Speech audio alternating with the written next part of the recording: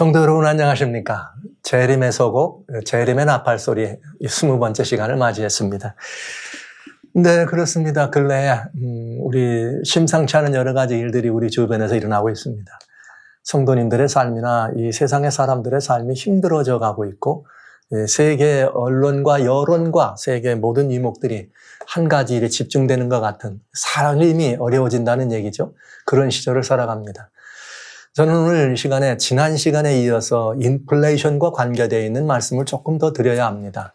특별히 오늘은 세계 정부 그레이트 리세트와 그 세력과 기획된 인플레이션이라는 말씀을 여러분들에게 제목으로 드리려고 합니다. 이 말씀을 드리는 것은 조금 좀 묵직한 제목이죠. 조금 신중해야 될 필요가 있습니다만, 그러나 우리는 하나님이 주신 굉장히 중요한 말씀과 연결되어서 어떻게 이런 그 세계적 현상들을 볼 것인가 하는 것은 중요한 일이기 때문에, 그리고 성경에 예언된 이 모든 것들이 우리 주변에서 일어나는 상황을 우리가 예의주시해서 보고 참된 그리스도인으로서 이 시대를 어떻게 살아야 될지를 살펴볼 수 있는 매우 중요한 필요가 있는, 또 살펴봐야 되는 그런 시간이기 때문에 여러분과 같이 이 말씀을 좀 나누려고 합니다. 오늘 저는 정말 이 기획된 인플레이션이다 하는 말씀과 결국은 이 새로운 그 1세 세력, 또는 소위 말하자면 뭐 이게 이 딥스테이트나 아니면 그 딥처치나 아니면 무슨 뭐 이렇게 이 어둠의 그런 이 마음을 우리들에게 보여주는, 그러면서 정말 세계 정부라고 하는 뉴 월드 오더라고 하는 그거와 관계되어 있는 세계 통치의 기반을 확보해 가고 있다고 하는 이 말씀이 어떻게 연결되는지를 좀 살펴보려고 합니다. 좀 중요한 시간입니다. 주님은 마태복음 10장에 70 제자를 뽑으셔서 이렇게 이 세상에 보내실 때 이런 말씀을 하셨어요. 16절에 보라, 내가 너희를 보냄이 양을 이리같이 보낸 것 같도다. 그러므로 너희는 뱀같이 지혜롭고 비둘기같이 순결하라. 이렇게 돼 있어요. 내가 너희를 보냄이 양을 이리 가운데 보낸 것 같도다. 그러니까 지금 이 말을 우리 시대에 적용한다면 그리스도인이 살고 있는 이 세상은 뭐의 소굴이다? 이리와 늑대의 소굴이다. 이 안에서 양으로 산다는 것은 어려울까요? 쉬울까요? 이 안에서 양으로 산다는 것은 불편할까요? 행복할까요? 이건 뭐 이런 질문을 드린다는 것 자체가 이상하지만, 그러나 한 번쯤 생각해 볼 필요가 있다. 그러나 주님은 그 안에서 양이 이 가운데 살 수 있다고 하는 것은 굉장히 주의가 필요하고 예의 깨어 있어야 된다는 걸 보여주시면서 중요한 말씀을 하죠. 뱀같이 지혜롭고 비둘기같이 순결하다. 사실 뱀처럼 지혜롭고 비둘기처럼 순결하다는 말처럼 행동하기 어려운 것도 없죠. 뱀처럼 지혜로운데 비둘기같이 순결하다. 이게 굉장히 일상에서 우리들이 경험하기에는 마치 모순된 것과 같은 그런 모습을 보여주고, 실제 상황에서 적용하기는 참 쉽지 않은 그런 모습이죠. 그러나 여러분, 한 가지는 분명합니다.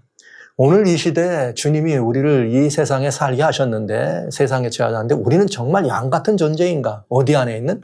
늑대 우리 안에 있는 양 같은 존재인가? 그리고 우리 그리스도인들이 정말 오늘날 이렇게 지혜로운 사람들인가 하는 것이에요.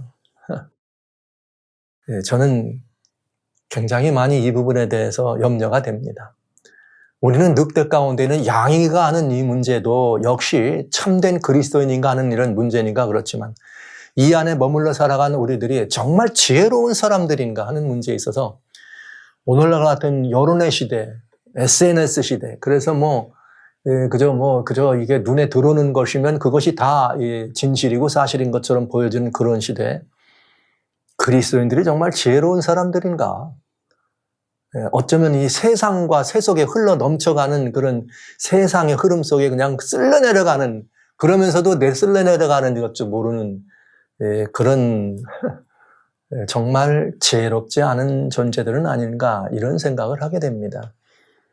저는 오늘 제가 이 말씀을 드리는 것은 이 인플레이션, 세계적인 인플레이션 현상이 기획되었다라고 하는 이 말씀은 굉장히 좀 의미심장한 이야기죠. 그러나 여러분들과 같이 지금 현재 나타난 어떤 현상들을 이해하기 위해서 우리는 매우 중요한 이렇게 여러 가지 것들을 살펴봐야 된다는 거죠. 말하자면 그것이 개인의 삶이라면 즉각적이고 즉흥적이고 어떤 일이 일어날 수 있습니다. 가족에 대한 이야기라면 또 조금 계획성이 있을 수 있죠. 조금 미리 대안을 세워서 미리미리 하니까. 그러나 이것이 국가의 일이라 그런다면 굉장히 오랫동안 준비되고 기획해야 합니다. 그런데 만약 이것이 세계적인 일이고 세계적인 일이라면 더 많이 어떻게 시간이 걸리고 더 오래 기획해야 되고 더 치밀해야 되지 않겠어요?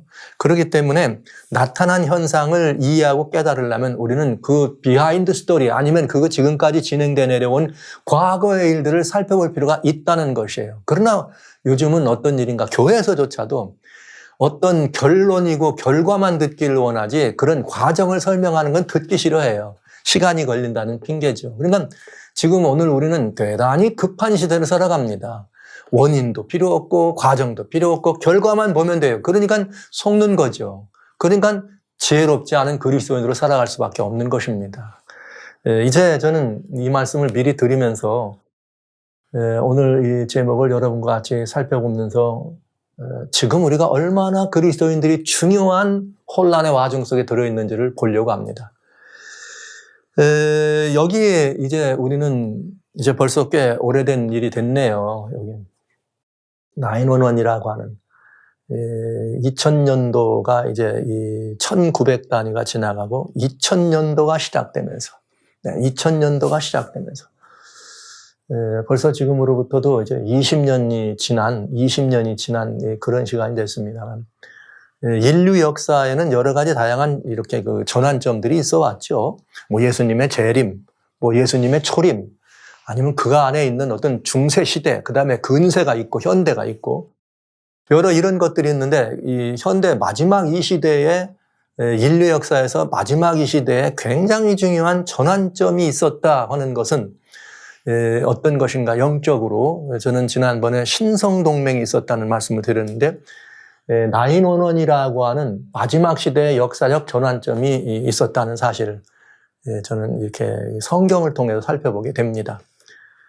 911이 진행된 이후에 미국에서는 세계의 최대 강력한 파워 국가로서 911 이후에 10년 동안 테러와의 전쟁을 일으켰습니다.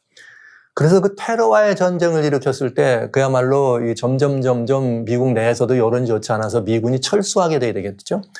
그 미군이 철수하려고 하는 바로 그때에 무슨 일이 벌어졌는가? 2010년 12월 달에 튀니지에서부터 제스민 혁명이 일어나요. 제스민 혁명이라고 하는 것은 애러빅 스프링스다. 근데 2010년부터 일어났는데 2011년에 무슨 일이 일어났는가? 애러빅 스프링스가 중동 지방을 장악해 들어갈 때 갑자기 무슨 일이 벌어졌는가?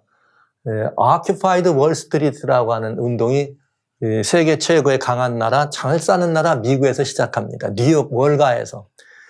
그래서 이것이 9월 뭐 한 20일경에 시작해가지고 9월 달에 시작해서 이 사람들이 그죠? 열화와 같이 사람들에게 내용이 뭐냐면 사람들이 잡을 필요로 하는데 소위 상위 1% 사람들이 우리 모든 부를 가지고 있는데 좀 나눠달라 이런 얘기예요.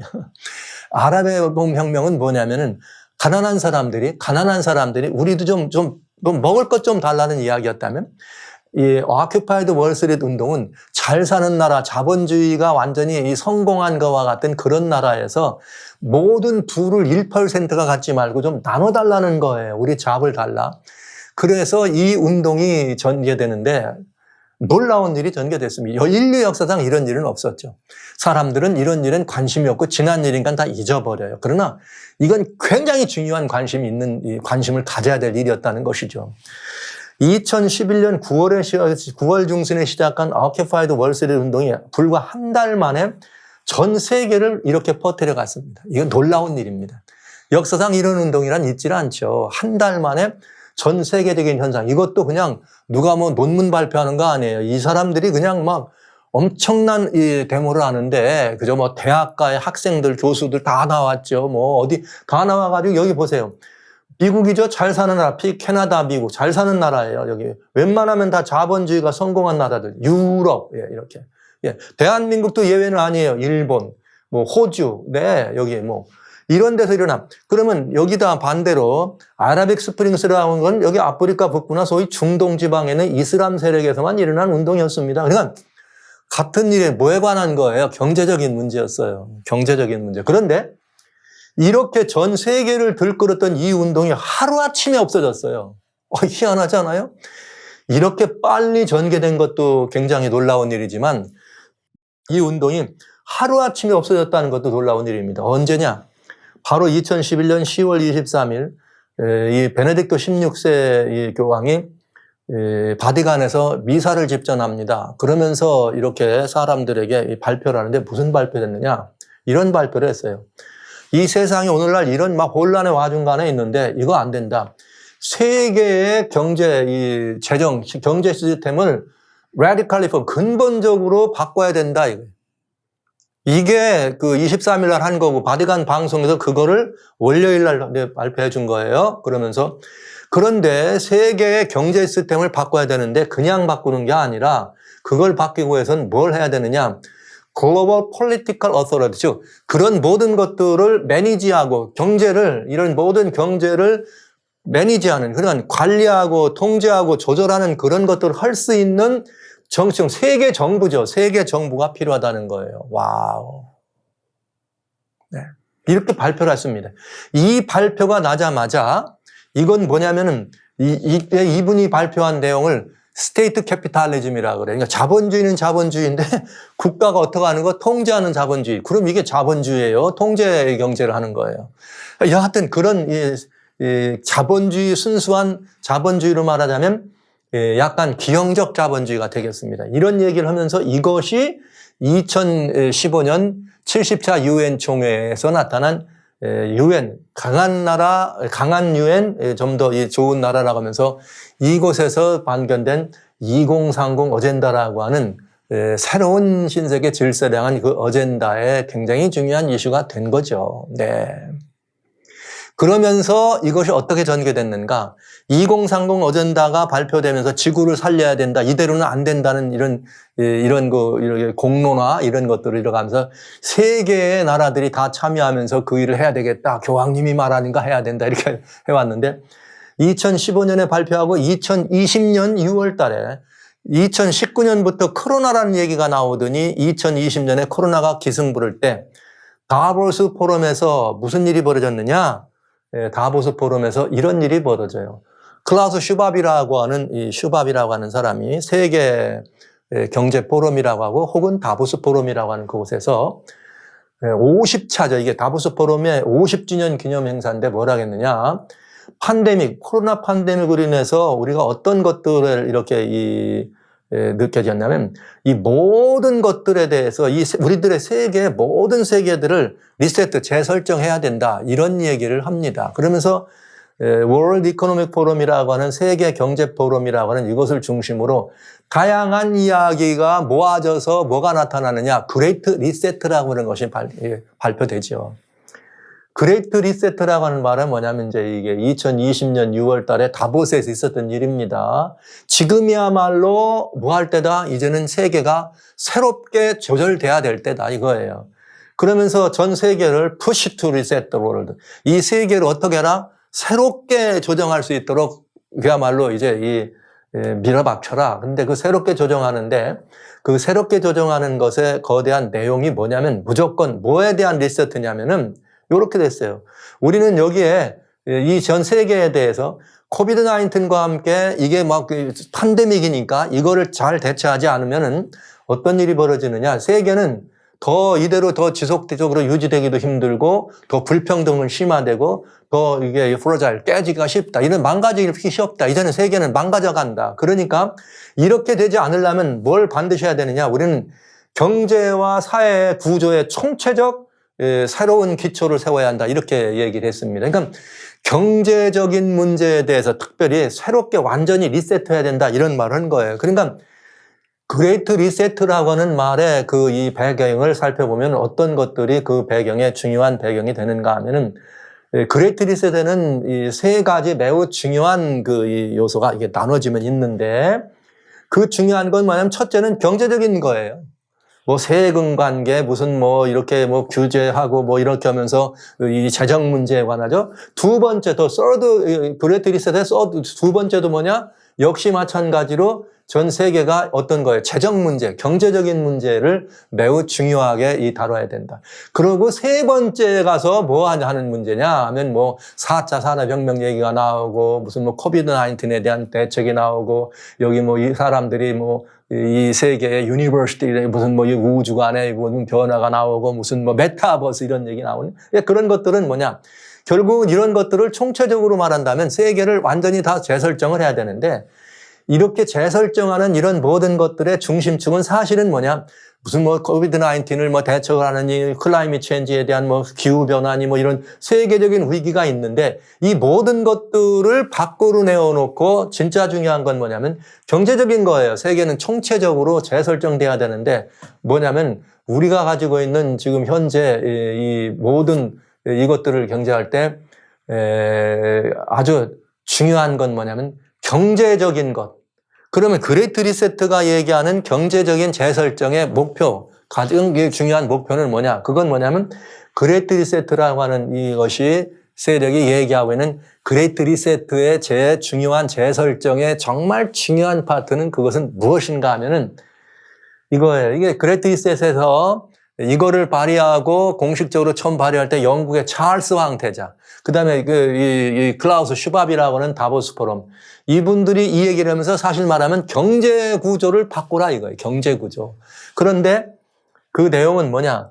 You own nothing. 이대로 가서 어떡할 거다. 너는 아무것도 갖게 되지, 소유하지 못한다. 왜냐? 그렇게 되면 너는 더 해피해질 거다. 행복하게 될 거다. 그러니까 여러분, 무소유가 행복하게 되는 이것을 만들어야 된다는 거예요. 재설정해야 된다 이 말이에요. 그래서 이게 그레이트 리세트의 굉장히 중요한 문제죠. 그러면 이게 무슨 내용이냐? 결국은 이 내용을 2020년에 그렇게 그레이트 리세트 발표하고 이거를 다른 말로 인클루시브 캐피탈리즘이라 그래가지고 어디서? 바리간에서. 이렇게 해서 2020년 12월부터 이 컨퍼런스, 바리간에서 인클루시브 캐피탈리즘이라는 카운슬이 열립니다, 우원에. 여기에 열리는데 참여한 이 모든 것들이 약 한 80개의 기구가 여기 참여하면서, 소위 말하는, 여기 로스차일드 가문의 이렇게 이 손주 며느리가 이 인클루시브 캐피탈리즘의 파운더가 돼가지고 세계를 움직이고 우리는 교황님의 이런 이 모든 이 챌린지에 우리가 대답하려고 모였습니다. 이렇게 하면서 이 컨퍼런스가 열리죠. 이게 무슨 말이냐면, 법 프란시스는 굉장히 중요해요. 세계적인 비즈니스 리더를 모두 다 불러가지고 뭘 해야 되겠느냐. 더 인클루시브 이코노믹 시스템이라고 하는 포용적 이런 이 경제 시스템, 포용적 자본주의 혹은 포괄적 자본주의. 이건 무슨 말이냐면 자본가나 모든 자본주의라는 게 자본을 많이 들여가지고 자본가들 혹은 이런 사람들의 부를 집중하는 것이 아니고 자본가뿐만 아니라 거기에 생산에 참여한 사람들, 그 다음에 또 뿐만 아니라 여러 모든 거기에 이관된 사람들, 인클루시브 다 포함되는 포용하고 포용하는 그런 이 자본주의를 만들어야 된다는 거죠. 그러니까 말은 자본주의인데 내용은 뭐와 같으냐? 소셜리즘, 사회주의나 아니면 공산주의와 같은 그런 시스템이 되겠습니다. 그래서 뭘 강조했느냐? 인클루시브 캐피탈리즘이라고 하는 거는 여기에 관련된 많은 뭐 경제 이런 사람들이 이런 말을 해요. 더 평등하고 더 지속하고 더 경제적인 거.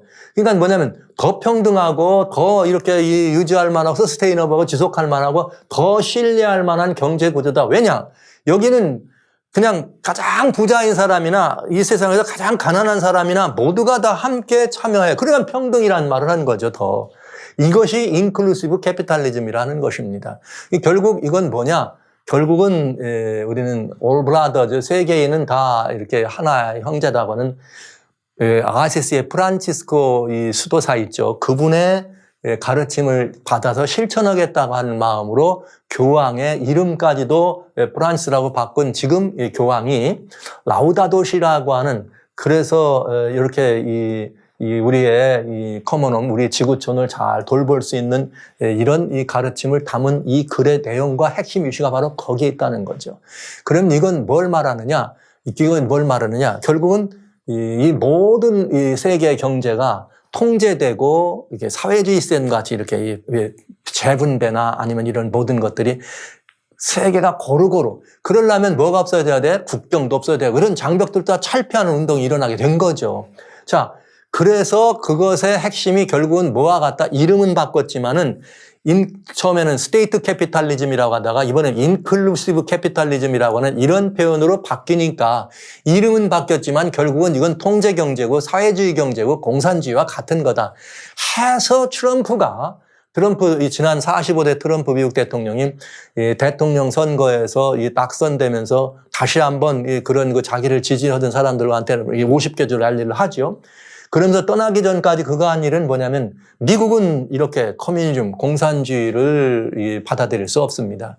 그러면서 공산주의를 받아들일 수 없다고 했기 때문에 그는 백악관을 떠나기 전에 인터뷰를 통해서 뭐라 그러느냐. 만약에 이번에 이제 자기는 다시 이 선거 결과를 뒤집을 수 있다고 얘기하고 더 많이 표를 얻었다고 했지만은 바이든 대통령이 된다면 미국은 제3세계도 아니고 제9세계로 전락되고 말 거다. 이렇게 말하고 이제 이 대통령 이제 다음 그 자리를 물려주게 된 것입니다. 자, 여러분 이렇게 되면 지금 뭘 보시면 알 수 있어요? 지금 세계의 모든 거민들이 동시에 일어났다가 캐피탈리즘, 스테이트 캐피탈리즘이라고 하는 말 한마디에 그거 오큐파이드 월스트리트 운동이 다 사라졌다가 결국은 어떻게 됐어요? 결국은 이게 인클루시브 캐피탈리즘이라고 하는 그런 이름으로 70차 유엔 총회에서 다시 들어오면서 이게 이 그레이트 리셋 이후에 되면서 결국은 그게 뭐 한다고요? 통제 경제다. 사회주의 시스템 경제다. 그들의 목표는 어디에 있다? 아무것도 소유하지 않게 한다는 거죠. 그럼 이 말은 다른 말로 말하면 모든 소유는 다 누가? 국가 아니면 이 모든 이 컬렉티브 그러니까 전체주의 아니면 토탈리즘 이 모든 것들 그러니까 이런 모든 중앙 집권화 되었든지 어떻게 됐든지 간에 개인은 아무것도 소유할 필요가 없다는 거죠. 이런 경제 시스템으로 그레이트 리셋 하자고 하는 내용인 것입니다. 아무것도 갖지 않을수록 무소유가 행복. 이게 굉장히 다분히 이상적이고 마치 무슨 유토피아가 오는 것과 같은 이야기지만 매우 위험한 그런 이야기를 한 것이죠. 네, 이것이 목표입니다. 그러니까 한마디로 이런 개혁의 변화와 이런 것들의 리세트는 즉 경제적인 구조를 바꾸는 것이 그레이트 리셋의 굉장히 중요한 뭐다? 핵심 이슈다. 그러나 겉으로는 뭐가 포장되어 있다? 무슨 코비드-19이나 아니면 환경, 기후. 그렇다면은 여러분 이 구조를 바꾸기 위해서 이런 구조를 바꾸기 위해서는 뭐가 필요할까요? 어느 날 갑자기 이런 구조가 바꿔질 수 있어요? 전 세계가 동시에 혁명이 일어날 수 있어요? 안 되잖아요. 이 구조를 바꾸려면 잘 살고 행복해졌을 때 바꾸기가 쉬울까요? 고통스럽고 어려울 때 바꾸기가 쉬워질까요? 여러분 생각은 어떠세요? 많이 살기가 어려워져야 되겠죠. 근데 많이 살기가 어려워지게 되는 방법이 있다면 뭐가 있을까요? 경제적으로 이렇게 이 세계의 경제 흐름을 좌지우지하는 그런 빅테크, 그다음에 빅비즈니스의 사람들이 어떻게 하면 돼요? 자기들의 그런 이 경제 이런 모든 것들을 리세팅할 수 있는 좋은 찬스를 만들면 되죠. 그래서 이 이야기는 아주 중요한 여러분들이 꼭 염두에 두셔야 될 이야기가 된다. 그러면 이거는 이런 구조를 바꾸기 위해서는 그레이트 리셋가 어느 날 갑자기 일어날 수가 없겠죠. 그렇다면 이 그레이트 리셋 모든 구조를 경제적인 세계적인 경제적 구조를 바꾸기 위해서는 미리 뭐가 돼야 된다? 준비되고 기획돼야 되겠죠. 그 준비되고 기획된 것이 결국은 무엇일까? 근데 여러분 지난 시간에 보았습니다. 전 세계가 지금 뭘 하고 있다? 인플레이션 레이트이 올라가고 있다. 이 영향이 어디에 있다? 코로나 바이러스와 러시아 우크라이나 전쟁 때문에 그렇다. 코로나 바이러스 때문에 여러 가지 많은 소셜 디스턴트나 이런 것 때문에 농사를 잘 짓기가 어려워졌고 또 그다음에 공장을 돌리기 어려웠으니까 사실은 그런 이 공급 라인에 문제가 생기고 차질이 빚어졌다. 근데 그렇게 돼서 무뎌졌는데 러시아 우크라이나 전쟁 때문에 기름값이 또 올라가면서 뭐가 된 거예요? 이 모든 원자재 값이 올라가니까 그런 자재 비용이 올라가다 보니까 뭐가 되는 거예요? 원가가 올라가. 그러니까 결국은 어떻게 되는 거예요? 코로나19 때 돈을 막 구제 이런 금융을 풀어서 돈을 많이 풀었지. 거기다 이번엔 또 원가가 막 올라갔지. 그러니까 결국은 자연스럽게 뭐가 올라가요? 인플레이션, 물가가 올라가고 고물가 시대에 올라간다. 이게 점점 물가가 올라가는데 이 물가가 올라가서 특별히 이 기름값이나 이런 그 음식값은 대단히 중요한 문제가 되는 것이죠. 지난 시간에 기근의 문제를 다루다 여기까지 왔습니다. 기근은 환경적 기근은 불가항력입니다. 그러나 인위적 기근이 있다는 거죠. 무슨 말이냐? 없어서 못 먹는 것이 아니라 돈 없어서 못 먹으면 어떻게 돼요? 그건 굉장히 또 불안하고 불행한 일이죠. 먹을 음식은 있는데 돈이 없어서 못 먹어. 그런데 나중에는 음식도 결국은 악순환이 되니까 결국은 또 귀해져. 예, 식량이 귀해지면 이제는 돈이 있어도 어떡하는 거예요? 식량이 귀해지면 돈이 있어도 못 먹잖아요. 그러니까 점점 뭐만 올라가죠? 물가가 올라가요. 살기가 어려워지겠죠. 이런 고통과 이런 경제적 곤란과 어려움은 뭘 가져다 줘요? 구조적인 뭘 갖기 필요로 하게 돼? 재지종을 필요로 하게 한다는 거죠. 결국은 그레이트 리셋으로 가는 그 길에 이번 인플레이션은 아주 중요한 뭐가 된다. 전환점이 될 수밖에 없다는 것입니다. 왜? 이렇게 물가가 인플레이션이 고도 인플레이션이 돼서 이렇게 되면은 이거에 필연적으로 뭐가 따라오게 돼 있느냐? 결국은 인플레이션과 함께 뒤따라오는 것이 무슨 리세션이나 아니면 이 스태그플레이션이라고 하는 어렵고 힘든 그런 상황으로 경기는 침체될 수밖에 없다는 거죠. 올라가니까 실업률은 다시 높아지게 되고 그래서 미국이 지난 6월에 이렇게 엄청나게 이렇게 40년 내에 처음으로 올라가는 이런 물가고를 바라보고 이제는 침체기에 들어왔다 했더니 이렇게 되면은 안 되잖아요. 그랬더니 블룸버그 통신을 비롯해 가지고 뭐 하더라? 아니다. 지금 이제 피크를 쳤으니까 지금부터 봐라. 이런 모든 원가 자재값이 내려가고 있다. 근데 중요한 게 있어요. 세계 기름과 세계 곡물 시장을 다 누가 잡고 있느냐? 이건 다 누가 잡고 있는 거예요? 리셋 세력이 잡고 있는 거죠. 그러니까 세계인의 이런 그 밥줄과 세계인의 움직이는 모든 것들을 좌지우지할 수 있는 에너지 그룹, 먹는 이 식량 그룹을 다 통제할 수 있는 상황이 된 거죠.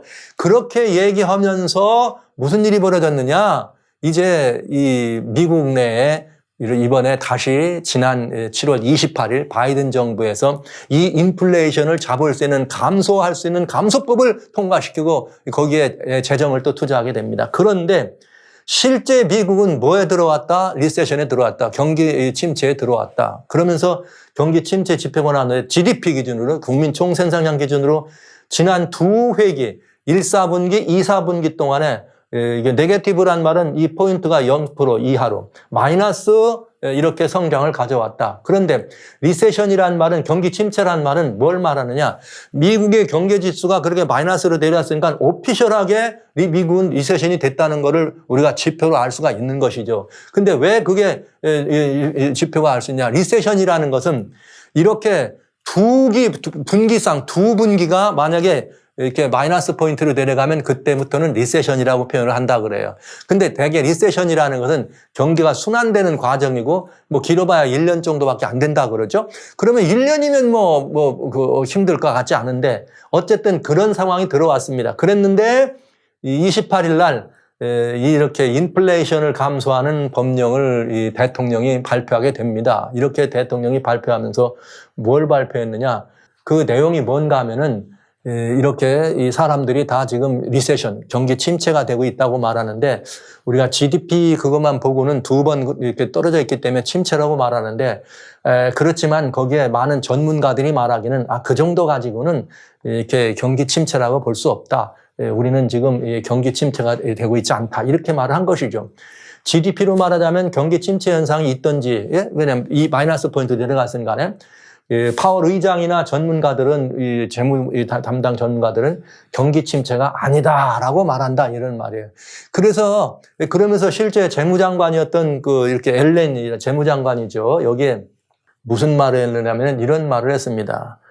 여러 가지 경기가 침체됐다고 하는 걸 살펴보려면 여러 가지 다양한 요소들을 살펴봐야 합니다. 그런데 그 광범위한 이런 것들을 다 봤을 때 아직 우리는 경기 침체라고 말할 수 없습니다. 그러니까 경기가 침체된 것이 지표상으로 나오지만 그것만 보고는 경기 침체라고 말할 수 없고 이제 이번에 이렇게 돈 왕창 풀면은 그런 문제가 잡힐 거다 이런 얘기예요. 그러나 실제 이렇게 뉴욕 포스트에서 경기 침체란 뭐라고 말했느냐? 나라가 이게 말하자면 1년을 4분기라고 하잖아요. 그러니까 1년을 4분기라고 했을 때 투 쿼터, 그러니까 1분기, 2분기, 투 쿼터가 마이너스 성장을 기록하면 GDP 기준으로 그건 뭐라고 그러는가? 그 나라는 이렇게 리세션에 이렇게 떨어졌다. 이렇게 말을 한다 이거예요. 그런데 미국이 이렇게 두 회기 2022년 1분기, 2022년 2, 4분기에 이미 마이너스를 기록했으니까 우리는 고전적으로 지표상으로 리세션이 온 게 경기 침체가 온 게 분명하다. 이렇게 말을 하는 거죠. 그러나 바이든 대통령은 아니다. 이게. 여러분 여기에도 굉장히 중요한 이야기를 살펴봐야 돼요. 아니다. 우리는 리세션 지금 경기 침체가 아니다. 사실은 리세션이 있고 이거보다 더 나쁜 건 스태그플레이션이라 그러죠. 인플레이션은 계속 올라가고 물가는 계속 올라가고 이제 그러면서 실업률은 점점 떨어지면 이건 완전히 더 어려운 상황이 될 거고 기간도 길어지는데 이 바이든은 뭐라고 그랬는가 하면 인플레이션 물가는 올라갔지만 아직 고용률은 그렇게 떨어지지 않았다. 즉 실업률은 그렇게 높지 않다는 거예요. 그러니까 아직 경기 침체는 아니라고 말한다. 이렇게 말을 한 것입니다. 그랬더니 말한 것처럼 백악관에서 그런 발표가 와서 아직 리세션에 대해서 이렇게 얘기할 때 이제 이 미국 사회가 조금씩 흔들리기 시작한 거죠. 어떻게 흔들렸느냐. 그러나 여러분 언론에서 어떻게 말하느냐가 아주 중요해요. 미국은 지금 오피셜한 경기 침체기에 들어왔다. 여기 7월 29일 날에 28일 날 백악관에서 발표하고 그러면서 이게 여론조사를 한 거죠. 그랬더니 뭐냐. 지금 우리 경기가 침체됐다고 보느냐 아니라고 보느냐. 침체됐다가 64%, 아니라가 35%. 이 말은 뭐예요? 경기를 실물 경제에서 피부로 느끼는 거는 경기 침체가 분명하다. 이런 얘기를 하는 거죠. 그래서 팍스뉴스에서 이렇게 이제 이 문제를 다루기 시작한 것입니다. 지금 인플레이션이나 이런 임금 문제들을 봐면서 미국은 분명히 앞으로 점점 더 올라갈 가능성이 있다는 거죠. 그런데 비올드 뱅 베더 패키지라는 말이 이번에 이렇게 지난번에도 한번 나왔지만은 이번에 인플레이션을 이렇게 감소시키기 위한 이 법을 다시 이렇게 돌아가서 낮게 하는 이런 것들은 현재 미국의 전문가들, 즉 백악관 주변에서 바이든을 중심으로 한 전문가들은 결국은 미국을 경제를 충분히 더 효과적으로 어떻게 할 수 있다. 에피센트하게 잘 활성화시키고 바꿀 수 있다. 그러나 그런데 말하기는 뭐냐면 지금 인플레이션이 현재 인플레이션에 위험이 있다는 말을 하지 뭐하고 않으면서 이런 말을 한다는 거예요. 즉 인플레이션이 지금 높아졌다는 사실을 감추고 있다는 얘기죠. 그래서 지금 수입이나 이런 모든 것들이 지금 같은 경우에 계속 이렇게 볼 때 인플레이션이 이젠 점점점 왜 고용이 아직 다 이렇게 정상적으로 유지되고 있으니까 올라가지 않고 잡힐 거다. 누가 이렇게 말한다는 거예요? 바이든 대통령의 주위에 있는 전문가들이 그렇게 말을 한다는 거예요. 그러면서 인플레이션 디덕션 이렇게 비율이 뭐냐?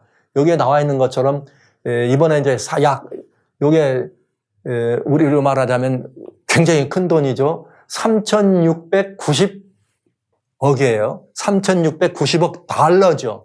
이게 굉장히 많은 달러예요. 여기에 이걸 다 합치면 약 한 4,300 이렇게 달러 정도가 되는데 이런 것들이 여기에 이번에 다시 투입되고 여기에 그것만 투입되는 것이 아니라 아까 법인세 15%라는 말을 했어요. 여기 15%의 법인세 미니멈 텍스를 올린다, 준비한다 이 말은 사실은 그건 방위산업체나 이런 좀 특정 이런 기업들은 대개 이 돈을 무지무지 벌지만 세금을 안 낸답니다. 근데 그런데도 무조건 다 미니멈으로 다 물리면 약 3천억 불 가량. 그래서 토탈 합치면 약 7천억 불, 1조에 가까운 달러로 1조 이상의 그런 이 재정을 이번에 풀겠다 이런 말이죠. 그건 결국은 사기라 이런 말이죠. 인플레이션이라는 말을 감추고 엄청난 돈을 푼다고 하는 것은 결국은 뭔 거예요? 이거는 또 다른 이 사기와 마찬가지. 그리고 어떤 일이냐?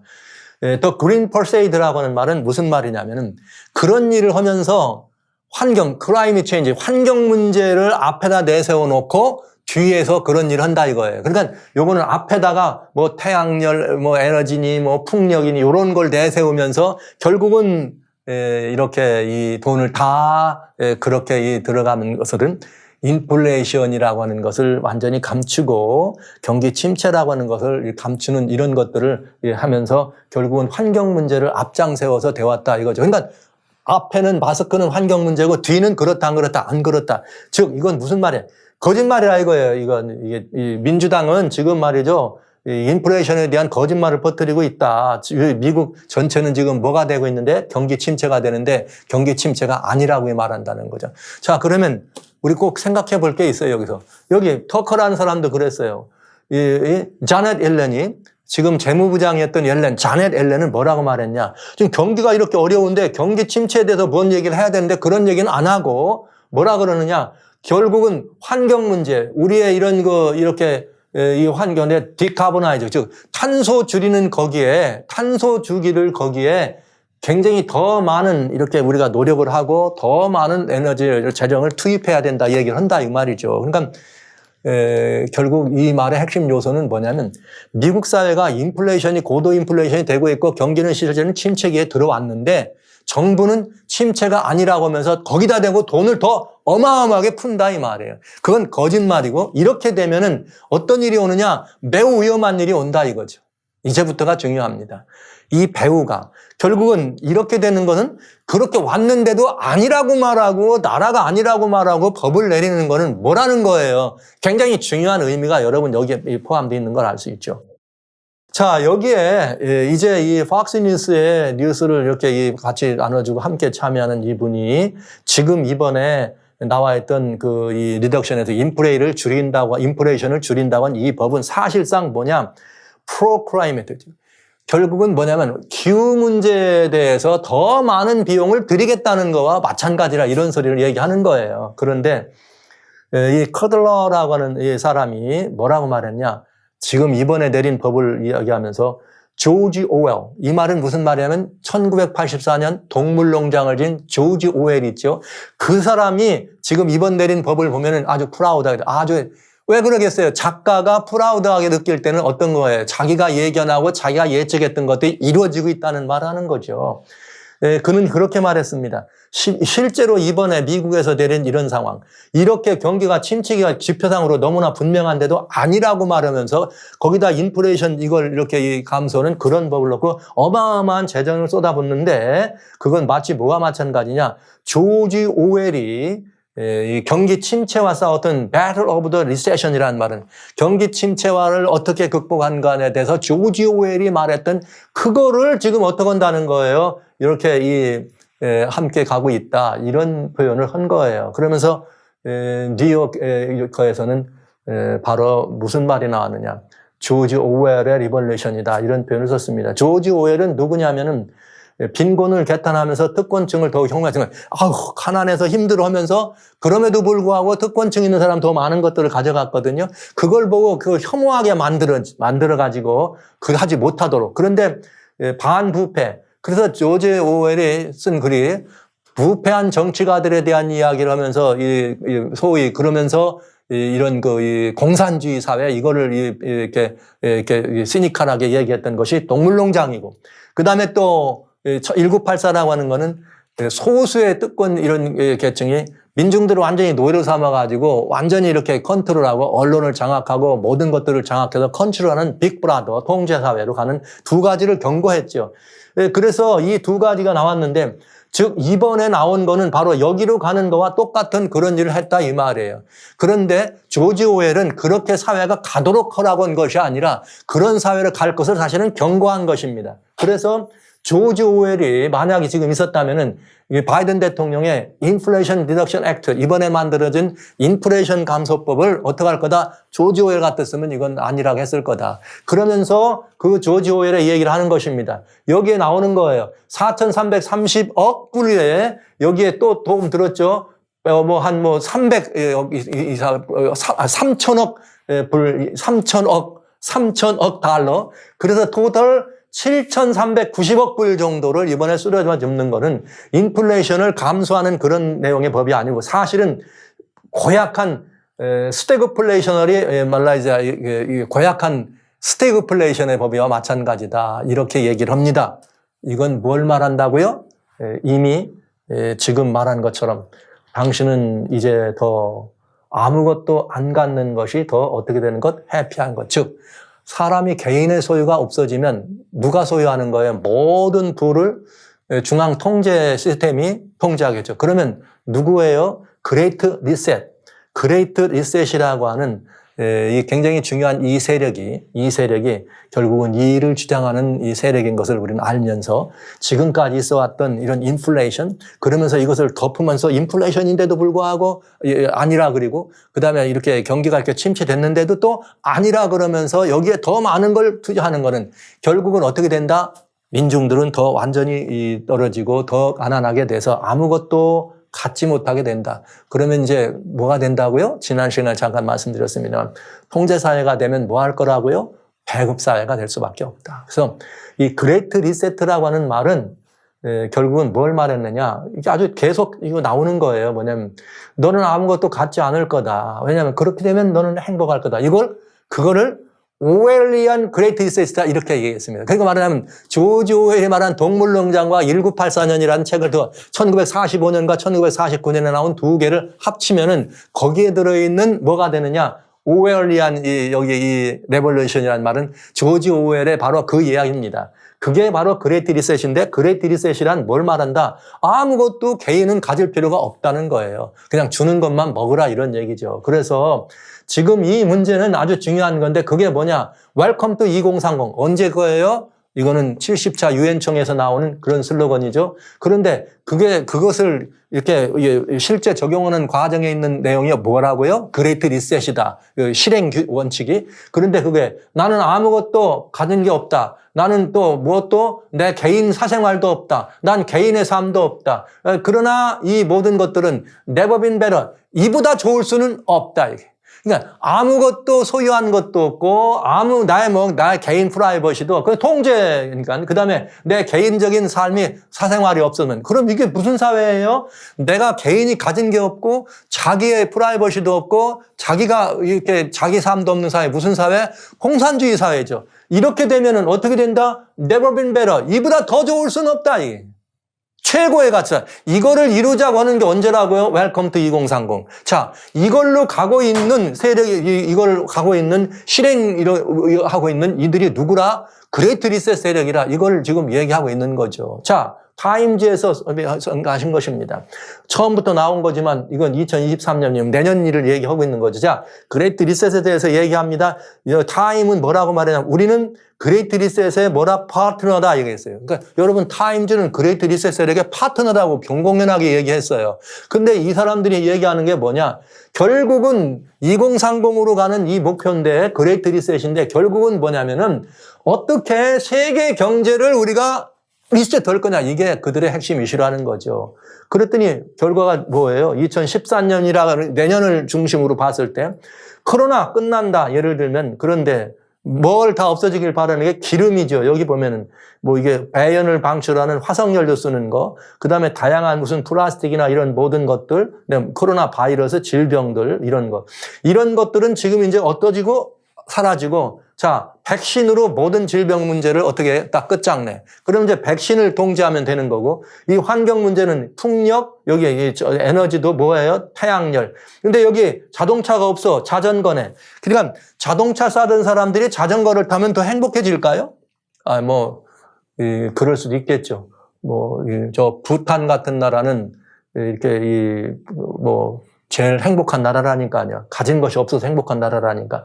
이렇게 얘기하고 있는 것이 타임이 말한 2030 어젠다였습니다. 이 목표를. 자, 그럼 여러분 지금까지 들으셨으면 이것들의 근본 이슈, 근본 핵심은 어디에 있다는 거예요? 라우다도시. 지금 이 세계는 거기를 향해 가고 있는데 이걸 가기 위해서 뭐까지 왔다? 그러면 여러분 우리는 코로나 바이러스가 자연 발생된 거냐, 사람들의 손에 의해서 만들어진 거냐는 문제가 이슈가 됐던 것입니다. 그럼 여러분들은 그 바이러스가 이렇게 세계적으로 창궐해가지고 오늘날 이렇게 됐을 때 누가 가장 그것 때문에 유익하게 됐을까요? 그리고 누가 가장 그런 일들을 통해서 뭔가 있을까요? 그걸 따라 본다면 자연 발생인지 인위적인 건지는 알 수 있겠죠. 자, 그러면서 또 러시아 우크라이나 전쟁이 일어나면서 에너지 끝까지 거기다 더 그러자도 어려워 죽겠는데 세계인이 스크린이 다 그것까지 올라가가지고 세계가 완전히 지금 두 쪽으로 나는 것 같이 보여졌다면 이렇게 돼가지고 이 굉장히 중요한 이육이나 혹은 굉장히 중요한 어떤 셀을 확보할 수 있는 그런 일이라면 그건 뭘까요? 만약에 그것들이 이렇게 자기들의 어떤 것들을 이루기 위해서 이루어진 것이라면 이건 이미 다 플랜되고 준비되고 기획됐던 일들이라 우리는 분명한 것을 알 수가 있습니다. 그런데 그 내용의 핵심 이슈는 어디에 있다? 라우타 도시.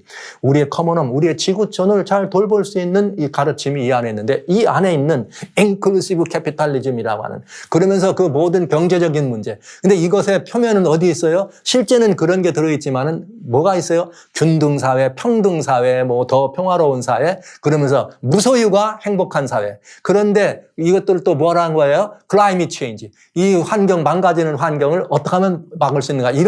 그런 것들을 어떻게 했다고요? 퍼세이드. 앞에다 내세워서. 그러니까 가면을 그렇게 쓰고 뒤에는 전부 뭐예요?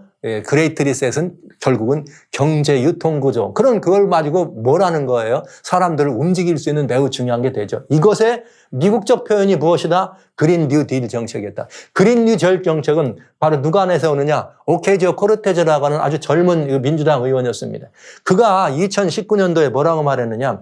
2019년도에 앞으로 2012년 뒤에는 이 역사 끝장나 이렇게 가면은 뭘 한다 그러면 환경 문제 지금 대로 대책 안 세우면 2012년이면 역사 끝나 이렇게 말했어요.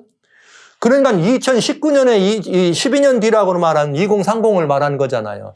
이래서 탄생한 게 무슨 정책이다? 그린 뉴딜 정책이다. 이렇게 된 거죠. 그린 뉴딜 정책은 이건 원래 이 미국은 그린 뉴딜 이렇게 했지만 사실은 그레이트 리셋을 이어받은 전 유럽의 이 환경 문제를 다룬 그 정책이 그린 뉴딜입니다. 그러니까 지금 같이 가고 있는 거죠. 여러분. 그런데 정말 두려운 게 있어요. 공화당에 있는 이 테드 크루즈라고 하는 이 텍사스 주지사가 무슨 말을 했느냐. 여기 굉장히 중요한 표현을 하는데 이런 말을 해요. 특별히 오늘날 이렇게 지금까지 인클루시브 캐피탈리즘이나 이런 모든 것들이 무소유, 아무것도 안 가지면 행복하고 이보다 더 좋을 수는 없다. 개인 프라이버시도 없고 개인 라이프도 없다. 그럼 무슨 사회다? 그건 공산사회다. 근데 이게 과거에 말하는 막스 레닌과 같은 공산주의든 아니든 내용, 이름은 바뀌어졌지만 내용은 사실은 똑같은 게 되죠. 그 사실에 대해서 지금 현재 미국 사회에서 그린 뉴딜을 가져왔고 그런 정책을 실현하기 위해서 가장 앞장서 있는 미국의 유명한 스타가 있어요. 그가 누구냐? 오케지오 코르테즈입니다. 그런데 그들의 세력에 대해서 굉장히 중요한 말을 합니다. 자, 오늘날 지금 여기는 레프트라고 하는 말은 같은 그 좌파적 이렇게 얘기했지만 사실은 이게 리셋 세력을 말하는 것입니다. 조직적으로 아주 시스테매티컬하게 이런 그 리셋 세력이 뭘 확보했느냐? 이미 자, 모든 여기에 뭘 하겠냐면 우리들의 생각과 이렇게 우리들의 생각이나 의견들을 나눌 수 있는 모든 오르거니즘, 그러니까 기관들을 다 투커버 확보했다. 그 다음에 또 조직적으로, 그 다음에 투오버 에듀케이션, 교육도 확보했다. 이게 미국에는 뭐냐면은 이게 CRT라 그래요.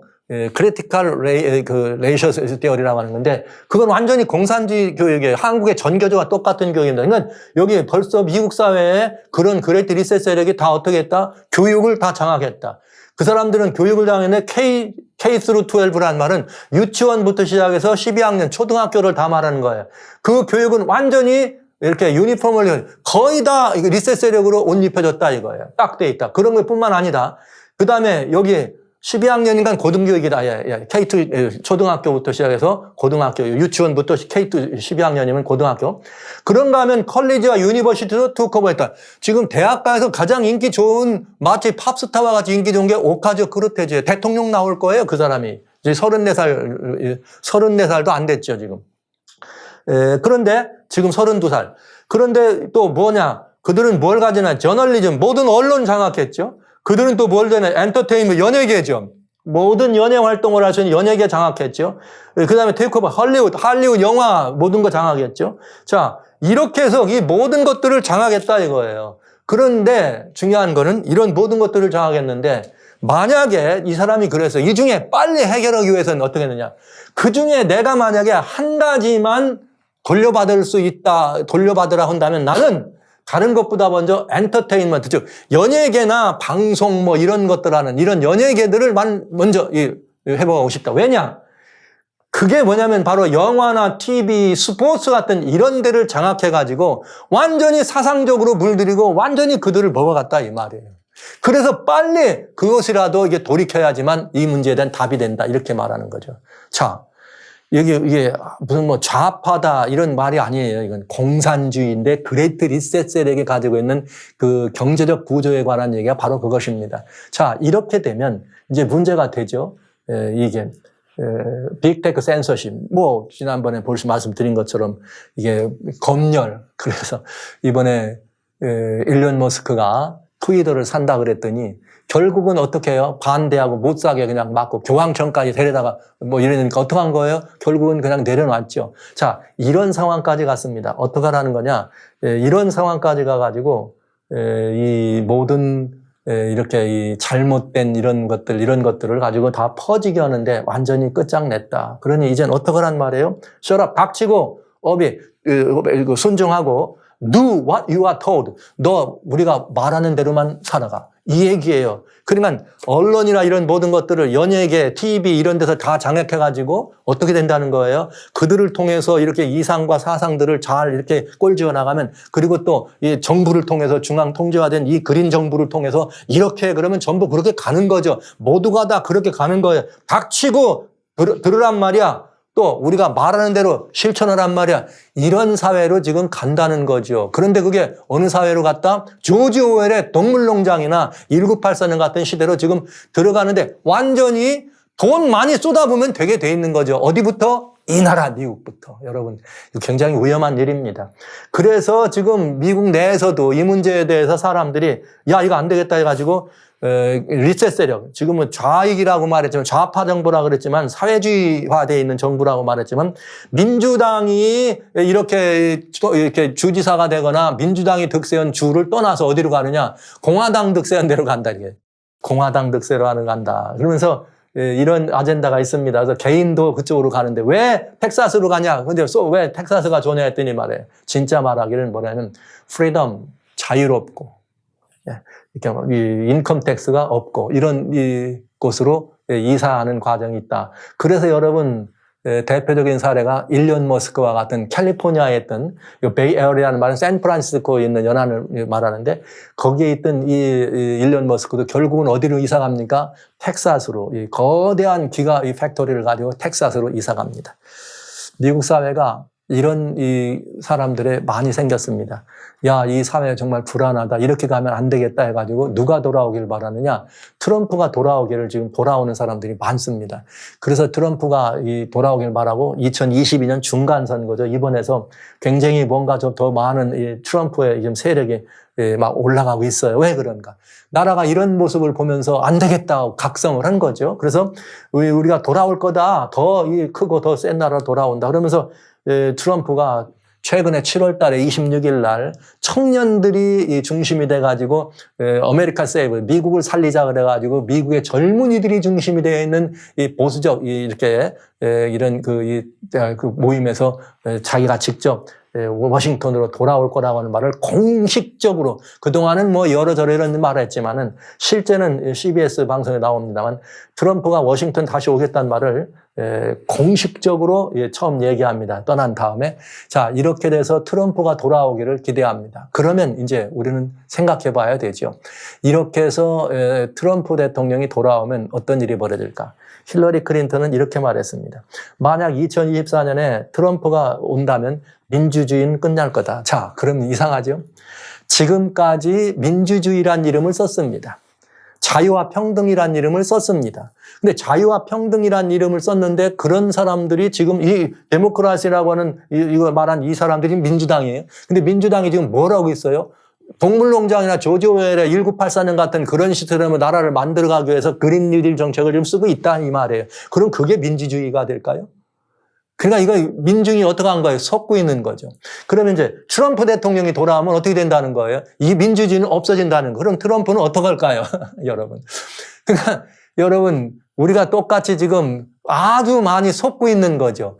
대중 매체나 다 많은 언론에서 또 무슨 뭐 학교들에서 와 이것이다 그러면 전부 생각 없이 다 들어가는 거지. 결국은 그게 민주주의 같았지만 아까 뭐라 그랬어요? No privacy, 나 개인 사생활도 없고 no life, 내 개인 이거 없고 그다음에 나 own nothing, 아무것도 가진 것이 없어. 그러면 이거 never 그야말로 이게 베러라 이게. 이보다 더 좋을 수는 없다는 거죠. 그러면 그게 민주주의일까요? 아니죠. 그런데 정작 이 일을 주장하고 있는 그레이트 리셋 세력은 뭐라 그래요? 이것을 반대하는 사람들이 들어오면 민주주의는 어떻게 될 거다? 파괴된다. 그러면 지금 민주주의라고 하는 그런 개념과 여러분들이 이해하고 있는 민주주의의 실상은 다르다는 것이죠. 이걸 우리는 이해해야 된다는 거예요. 그런데 문제는 이것입니다. 미국의 기독교 단체나 한국에서도 이런 분들이 말 트럼프가 돌아오면 모든 것이 돌아갈 것 같이, 트럼프만 돌아오면 답이 될 것 같이, 이 위험한 상황을 보면서 과연 그럴까요? 사랑하신 성도 여러분, 여기에 또 한 번 큰 함정이 있습니다.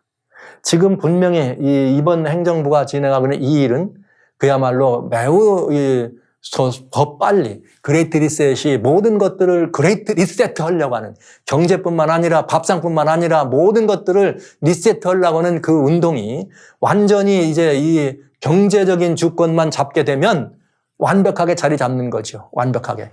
그래서 모든 일들을 직접 이룰 수 있는 상황까지 들어가는 것이 사실이지만 이렇게 될 경우에 이제 우리는 개인적으로 많은 자유가 제한되어야 되고 포기해야 될 것이 많고 내려놔야 될 것이 많으니까 이렇게 하면서 전부 전기차 또 타지 말고 나중에 자전거 탄다니까요. 자, 이런 상황이 될 때 내려놓게 만들어진다. 이거 안 되겠다. 그래서 우리 새 대통령 와야 되겠다. 새로운 대통령이 오면 달라질 게 있을까요?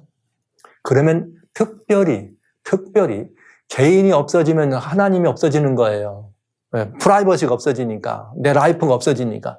그러면 기독교는 특별히 오늘날 여기 미국에 있는 개신교인들이 뭘 해요? 막 이렇게 기독교적 이런 가치관을 가지고 트럼프 대통령이 돌아와라 기다리고 있는데 돌아오면 달라질까요? 여러분 어떻게 생각하세요? 여러분 어둠의 양동작전에 속지 마시기 바랍니다. 그렇게 해서 마치 뭔가 새로운 옛 것이 세워질 것 같은 이런 것들이 우리들에게 두어질 것 같지만 여러분 절대로 그것 또한 위험한 상황이다. 그리스도인들, 진정한 기독교는 지금 선택해야 될 일은 분명합니다. 그 선택한 분명한 그 선택에 대해서 여러분들이 새 대통령이 오면 뭐가 나아지겠지 이런 생각을 하고 아니면 만약 안 오면 어떻게 될 거야? 이대로 가면.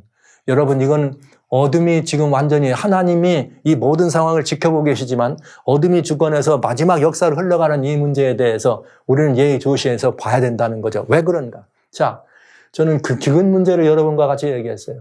환경적인 문제, 이건 불가항력적이다. 오늘날 지금 일어나는 가뭄과 홍수나 태풍이나 산불 이거 원인이 뭘까? 이건 다음 시간에 말씀드립니다. 그러나 실제 이런 것만 아니라 인위적 재앙도 있다. 그건 뭐냐? 전쟁이나 아니면 경제적인 이런 것들을 가치관을 가지고 식량이 없어서 못 먹는 게 아니라 돈이 없어서 먹는 일이 있을 수 있다. 또 어떤 때는 그런 전쟁이나 아니면 여러 가지 이런 걸로 식량이 없어서 이렇게 못 먹을 수도 있다. 이 두 가지가 다 뭘 가져다 준다? 고도 인플레이션. 또 하나는 뭐예요? 굉장히 어려운 상황에 공황을 가져다 준다는 거죠. 근데 지금 우리는 두 번째 걸 먼저 봤어요. 이건 다음에 보려고. 그랬는데 너무나 분명해.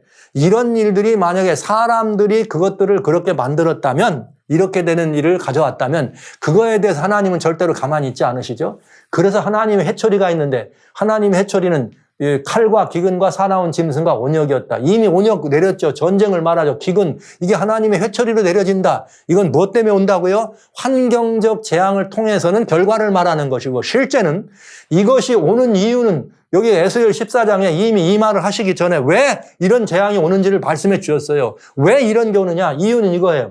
이스라엘 족속이 다 그 우상으로 인하여 나를 배반하였으므로, 이스라엘 족속이 다 우상으로 나를 배반하였으므로 내가 그들의 마음에 먹은 대로 그들을 잡으려 한다. 자, 그 다음에 보세요. 그러니까 이스라엘 족속에게 이르기를 여호와의 말씀에 너희는 마음을 돌이켜 우상을 떠나고 얼굴을 돌이켜 가증한 것을 떠나라. 그렇지 않으면 이렇게 되겠다는 거죠. 오늘 사회적 현상이란 곧 뭘 말하는 거예요? 그레이트 리셋이라고 하는 이미 준비되고 오랫동안 준비되고 기획된 이런 일들을 이루기 위해서 백성들이 이렇게 큰 뭐까지 겪게 됐어요? 기근까지 오는 이런 걱정이 되는 전쟁이나 이런 모든 것까지 그 영향력을 일어났다면은 그것들이 온역도 그렇게 해서 일어난 것이라면 우리는 어떻게 되는 거예요? 굉장히 중요한 일이에요. 이런 일들을 진행하는 이걸 보시고 이건 뭐예요? 환경적 재난이 아니라 하나님께서 주신 맹렬한 뭐라고요? 벌이라 이 말이죠. 회초리를 지금 우리는 맞을 수밖에 없는 상황이 됐다는 거죠. 뭐 때문에? 이 하나님을 배신했기 때문에. 자, 그러면 이 하나님을 배신했기 때문에 이런 일이 벌어졌는데 이 하나님을 배신하는 이런 일들이 막판에 어떻게 된다? 여기 이 신성동맹, 이 요한계시록 13장에 나와 있는 그 두 세력의 만남을 통해서 우리들에게 진행되고 있더라. 그래서 이 두 세력이 어떻게 합동하는지, 즉 미국과 바티칸의 그 합동을 우리는 잘 봐야 되는데 오늘 우리는 잘 봐야 되는데 이 이야기가 정확하게 들어있는 게 요한계시록 13장에 들었다. 요한계시록 13장에는 두 짐승이 나오는데 하나는 먼저 짐승, 하나는 뒤에 올라오는 짐승. 먼저 짐승은 머리가 7머리 10뿔 가진 짐승이에요. 뒤에 나온 짐승은 양 같은 짐승이다. 근데 이미 여러 번 말씀드린 것처럼 13장의 먼저 짐승은 뭐였다? 중세의 교권이었다. 그리고 중세의 교권이 어떻게 된다? 마지막 때 다시 부활한다. 그럼 이게 뭔지 여러분 답이 분명하잖아요. 결국은 교황권이 교권이고 바티칸인 걸 알 수 있잖아요. 그런가 하면 다음에 나온 양 같은 나온 짐승은 미국을 말하는 게 누구라도 다 기독교는 그 양을 미국이라고 말합니다. 그런데 양이 하는 일이 뭐냐? 먼저 짐승에게 경배하게 하는 거예요. 그러면 양과 먼저 짐승 그런 7머리 10뿔 가진 짐승은 어떻게 돼야 돼요? 합동돼야 되죠. 이것이 실제 미국과 교황권에 뭘 의미한다? 신성동맹을 의미한다 이 말이죠. 네. 그럼 동맹만 했으면 그냥 끝나냐? 아니다. 그들이 하는 일이 뭐예요? 미국이라고 하는 나라가 앞장서 가지고 뭘 하느냐? 우상을 만들고 먼저 짐승을 가요. 즉 앞으로 하는 교권을 가요. 우상을 만들고 우상에 경배케 한다 이 말입니다. 자, 이렇게 이거를 우상을 세우고 이런 일하고 경배하게 해야 되는데 이렇게 경배하게 하려면 사람들이 해요 안 해요? 안 하잖아요. 안 하니까 하도록 하는 방법이 있다. 그게 뭐예요? 우상을 세우기 전에 계시록 13장에 오른손이나 이마에 표를 받게 하고 이 표가 없이는 사고 파는 일을 못한다 이 말이에요. 즉 경제적인 모든 것들을 장악한다는 거죠. 경제권을 장악하는데 우리 집안이나 우리나라만이 아니라 전 세계의 경제권을 장악하려면 뭐가 필요해요? 전 세계의 경제에 빅테크나 아니면 거대한 이 경제 이런 경영인들이 참여해야 안 됩니까? 이 이야기가 요한계시록 18장에 나오는 3절에 땅의 상고들도 그 사치의 세력을 인하여 치부하였다. 땅의 상고들조차도 누구와 더러운 영에 모이는 종교적인 집단과 합동하더라 이 말이에요. 그런데 큰 성 바벨론이 귀신에 쳐서 더러운 영, 여기 각종 가증한 새가 다 모이는 통합된 종교예요. 지금 현재 이 통합된 시스템이 2020년에 이미 휴먼 프래터너티, 올 브라더즈라고 하는 이름으로 이루어졌다 이 말입니다. 그러면 여기에는 무슨 천주교도 기독교도 말이에요. 개신교도 합쳐서 기독교, 이슬람도 유대교도 다른 모든 것도 다 하나가 된다. 바하이라고 하는 이름 아래 우리는 모두가 다 하나로 될 수 있는 이런 통합된 더러운 영이 모이는 곳이 됐다 이거죠. 여기에 누가 함께한다? 땅의 상고들, 거대 비즈니스가 참여한다.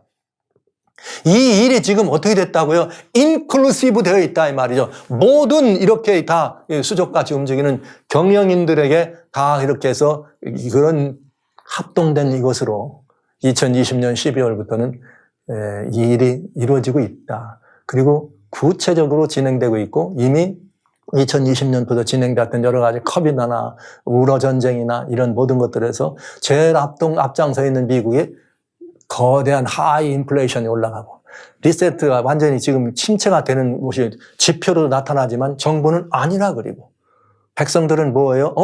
저 조금 있으면 돈 나온단다. 우리 의료보험 더 해준단다. 돈 덜 들어간 좋지요.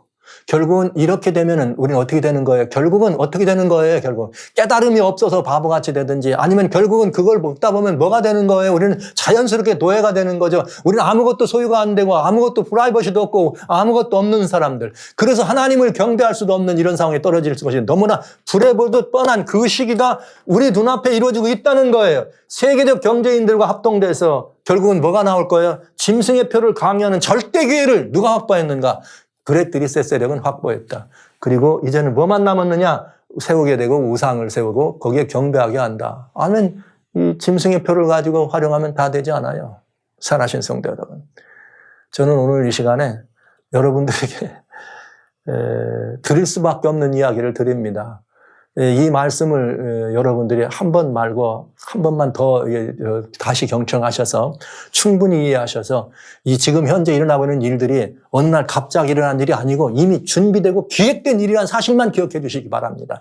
그럼 준비되고 기획됐다는 말은 뭘 위한 거예요? 목표가 있다는 말이잖아요. 그 목표는 뭐냐? 2030이다. 그런데 지금 이렇게 되면 2030까지 가기도 어렵다. 왜?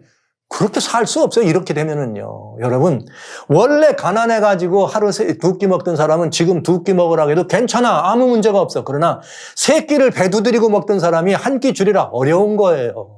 네. 이제는 말이죠. 대한민국 같은 경우, 뭐 미국은 말할 것도 대한민국 같은 경우에 거의 차가 없는 세대가 없어. 아무리 낡은 시골에, 낙후된 시골에 가도 다 트럭이라도 있고 다 차가 있어요. 그런데 이제 그렇게 해가지고 조금 하던 사람들이 어느 날 갑자기 차 하나도 없어지고 자전거 타고 다녀라. 여러분, 그거 굉장히 좋은 환경이 만들어질 것 같죠? 여러분, 견딜 수 있을까요? 수월하지 않습니다. 우리는 굉장히 중요한 지금 시기를 살아가고 있습니다. 그리고 이게 우리 눈앞에 이루어지고 있고요. 이제 여러분들이 준비하지 않으면, 이게 대처하지 않으면 이제는 정말 어쩔 수가 없다는 얘기죠. 이런 말씀을 여러분에게 드리는 일도 글쎄요, 얼마나 더 오랫동안 할 수 있을지 모르겠습니다. 그러나 여러분, 아주 중요한 시간입니다. 오늘 저는 여기 히브리서 10장 36절 39절 너희에게 인내가 필요함은 너희가 하나님의 뜻을 행한 후에 약속을 받기 위함이라. 잠시 잠깐 후면 오시리가 오시리니 지체하지 아니하시리라. 오직 나의 의인은 믿음으로 말미암아 살리라. 또한 뒤로 물러가면 내 마음이 저를 기뻐하지 아니하리라 하셨으니 우리는 뒤로 물러가 침륜에 빠질 자가 아니라 오직 영혼을 구원하려면 믿음을 가진 자니라. 사랑하신 성도 여러분, 지금은 요 앞에 산업을 뺏기기도 하고 모든 것들을 다 잃어버리기도 하고 조롱이 있고 투옥이 있습니다. 그럼에도 불구하고 믿음을 어떻게 지키고 침륜에 빠지지 않는 이 확고부동한 믿음이 가장 우선이라는 사실을 기억하시면서, 성도 여러분, 우리는 일어날 일이 어떤 것이라는 걸 안다면, 비가 올 거라 알면 우산을 준비하는 것처럼 이제 이것이 어떻게 우리들 모두에게 다 그런 현상으로 강요된다면 그런 일이 일어날 때에 사고나 팔건하는 일을 하지 못하게 될 때에 그때 당황하고 두려워하지 말고 그 전에 교회적으로, 교단적으로, 교파적으로, 그리스도인 가정적으로 대비해야 된다는 말이죠. 난 믿음이면 됐지. 여러분, 그 믿음 훌륭한 믿음입니다. 그러나 여러 번 반복해 드렸습니다. 베드로가 믿음이 없어서 예수님을 부정한 건 아니라고요.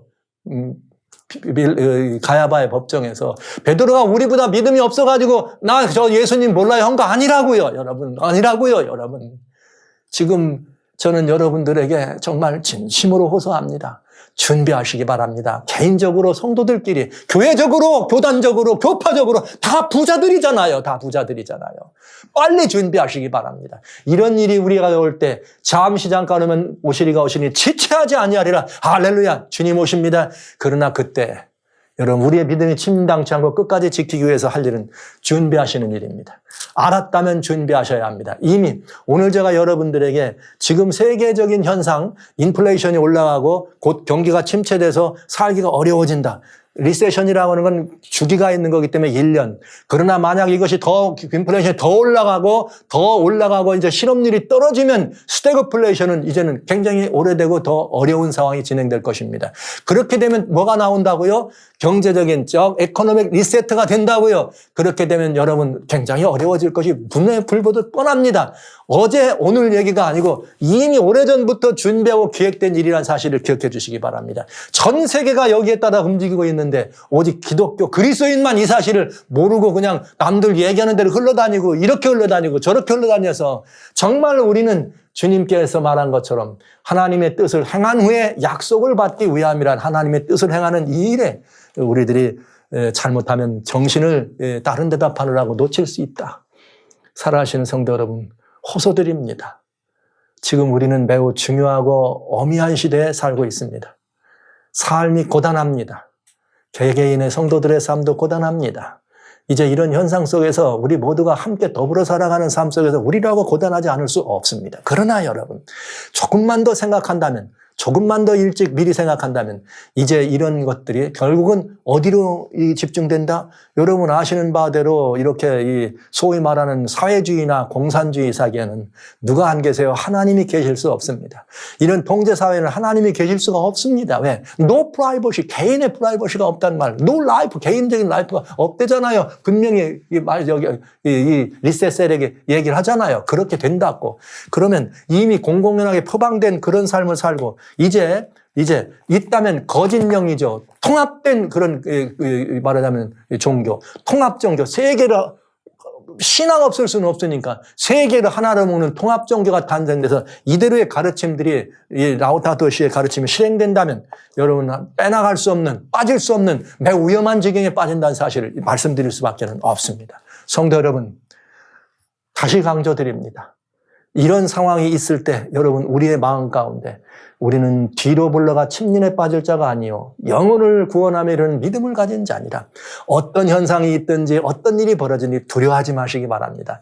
주님이 바로 오실 거지만은 지체하지 않고 오실 건데 그러나 우리 주님이 여러분 지금 여러분과 함께 하신다는 이 사실을 깊이 기억하시면서 모쪼록 주님과 함께 오늘 하루를 승리하시고 주님과 함께 또 내일 와서 준비하시고 주님과 함께 사람들을 주님께로 인도하는 영혼 나만이 아니라 우리만이 아니라 다른 사람들도 구원에 들어가게 하기 위해서 우리의 오늘을 만들어가는 정말 건전한 그리스도인, 건강한 그리스도인, 멋쟁이 그리스도인이 되어서 믿음으로 이기고 또 이기는 그런 우리들의 삶을 보여주는 참된 그리스도인 되어 주시길 주의 이름으로 축원합니다.